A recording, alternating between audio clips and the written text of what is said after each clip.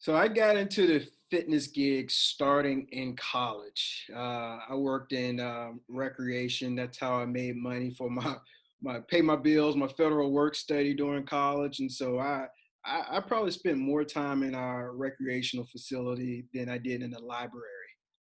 In 2012, I moved to Charlottesville and started working at the University of Virginia in the Department of Intramurals and Rec Sports. I love it.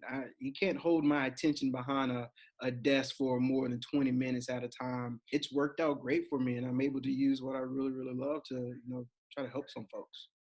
I wouldn't necessarily call myself athletic or the most athletically gifted. I would describe myself as the guy in the off season that worked his butt off. There was a woman around town who has Parkinson's, and she had heard about boxing. By the time she found me, she was 17 years deep in her diagnosis.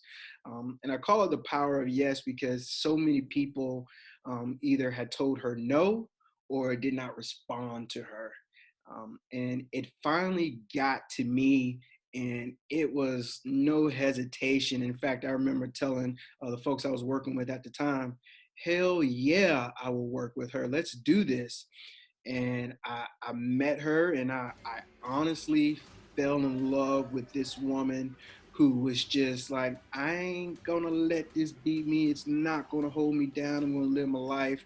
What can you do to help me? And it actually turns out she probably helped me more than I helped her. What started off as 20-minute sessions went from a 20-minute actual physical exercise session to a 20 minutes plus 30 minutes of let me educate you more about Parkinson's disease. The big thing for me is I look at it in terms of blood flow. Blood, you can think of it as far as it provides lubrication to your joints. And so, for PWPs, rigidity sets in if they are just hanging out and just sitting down all day, confined to small spaces or small movements. You're not allowing for that fluid to reach out and spread out through the body.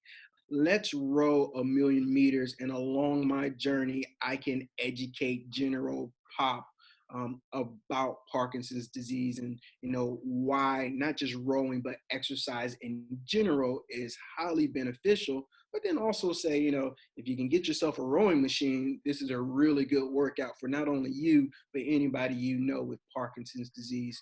If you can take on, one, two, 50 people with Parkinson's disease, and you can bring them into your gym, you will change their lives. You are finding a greater purpose behind what you are doing.